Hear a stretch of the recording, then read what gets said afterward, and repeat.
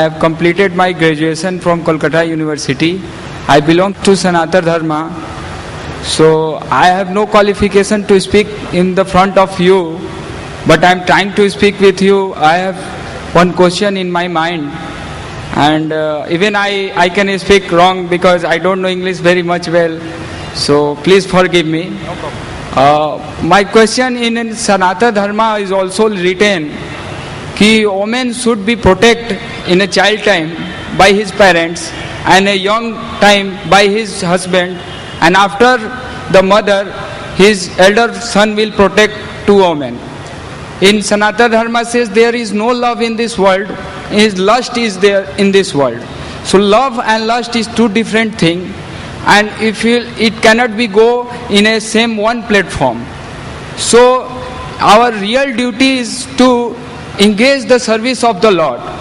And in a Sanatana Dharma, Arjuna asked one time to Krishna, "Oh Krishna, please tell me what this man are speaking. I don't know. I don't know so many languages. So please clarify me." So Krishna told to Arjuna, "They are talking like a frog. Even a snake come and they eat, just like I come by death and I eat." So in this world there is no love. We are trying to satisfy it. This is a simply attachment, we can say. In Sanatana Dharma says कि woman attached with a man and man attached with a woman. So this Sanatana Dharma, because in Bhagavad Gita 5200 years ago came, and 2800 years ago in a Bible came, and 1400 years ago your Quran came. So Sanatana Dharma is coming by so many millions of years. So I am not justifying that our life is meant for simply engage the service of... What's your question, brother? I've read the Sanatana Dharma. I'll give my comments on Sanatana Dharma to you. I want to ask you, what is the question? Do you want to say that Sanatana Dharma, Hinduism also protects the woman? No, I am asking, our life, our duty is to satisfy the woman or satisfy the Lord or engage the service of the Lord. The brother asked the question, is our duty to satisfy the woman or to satisfy Lord? Yeah. The brother asked the question that what is our duty, to satisfy the woman, there is love, there is lust, or to satisfy Almighty God? Before I come to your Sanatana Dharma, I will tell what Islam says. As Allah says in the Quran, I said in my talk in Surah Rum, chapter number 30, verse number 21, that Allah subhanahu wa ta'ala has created for you mates from amongst yourself, so that you may dwell in tranquility, and He has put love and mercy between your hearts. That means Allah has created for you of your nature mates, your wives, your spouses, so that you may dwell in them in tranquility. You get tranquility, you get calmness. And Almighty God has put love between your hearts.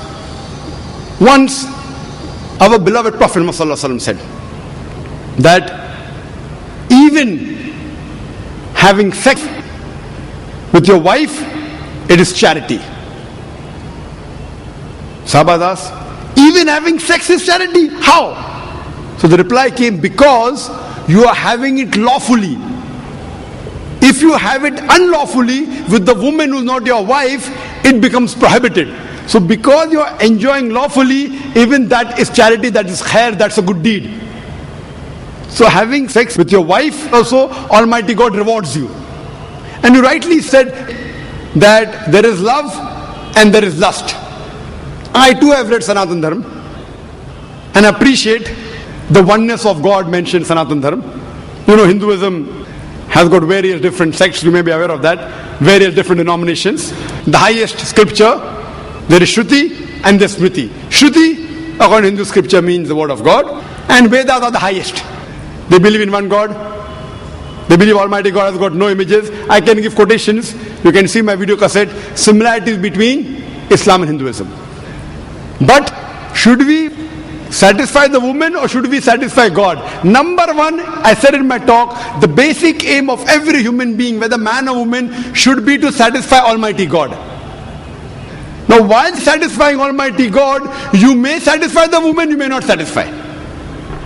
If she's a good pious woman, she'll be satisfied if you're satisfying Almighty God. For example, Almighty God says, have sex only with your wife. A pious woman who's a Mohsana will be happy. But a lustful woman, she will not be happy. She will say, why are you following God? Follow me. She may be khutwatu shaitan, she may be a footstep of the devil. You ask me questions about Krishna. That Krishna gave advice to Arjun. Since you mentioned Krishna, he's supposed to be a role model for the Hindus. And we read in Mahabharata. You know, I've given the talk on similarities, but because you asked this question, what we read in Mahabharata, that when Krishna, when he goes on the bank of the river, very often when the woman used to go to have a bath, he used to take the clothes away and run away. For what? For love or for lust? Because he is God, he can do. Suppose I am owner of. If God would like to rob clothes of women and run away to see them coming out, okay, come out without clothes, then why can't you and I do? If you can copy God, why can't you copy God? If you know this is the ultimate. See, we cannot copy God because God is on a different level. But if you consider Krishna to be God, and if God is doing something like taking away clothes of the women and telling them come out without clothes, can you do that or not? You can do it very easily. That's what we find in Hindi movies. You know, we find all this. What I'm trying to say, we should take the message which is right. I have read the Sanatana Dharma. There are many things which are good. Hundreds of good things, thousands of good things. But what is not good, you have to leave it aside. I've given the talk on similarities between Islam and Hinduism. Now you speak about Krishna, talk about love, talk about lust. I appreciate many things of Krishna, but not everything. Many things he said is right. He tells that be a Kshatriya, fight against injustice, even be against your relatives. He says that in Bhagavad Gita, chapter number 2, verse number 31.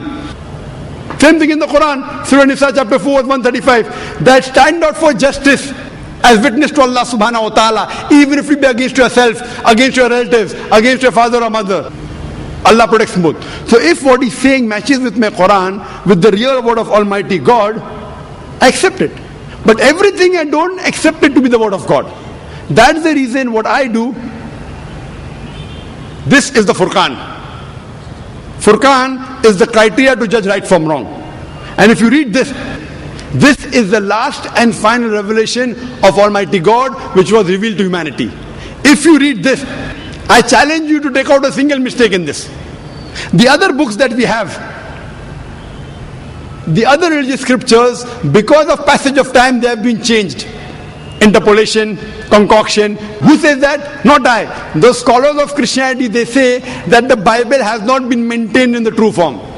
The scholars of Mahabharata say that initially Mahabharata was a story told by the grandfather of Arjun to the people. Later on the 8,000 shlokas became 24,000 shlokas. Now we have more than 100,000 shlokas. Interpolation, addition. So what has been added? I cannot accept that God Almighty, leave aside God, even the prophet of God can do such things. So what I say, this may be an interpolation. I respect the messengers of God.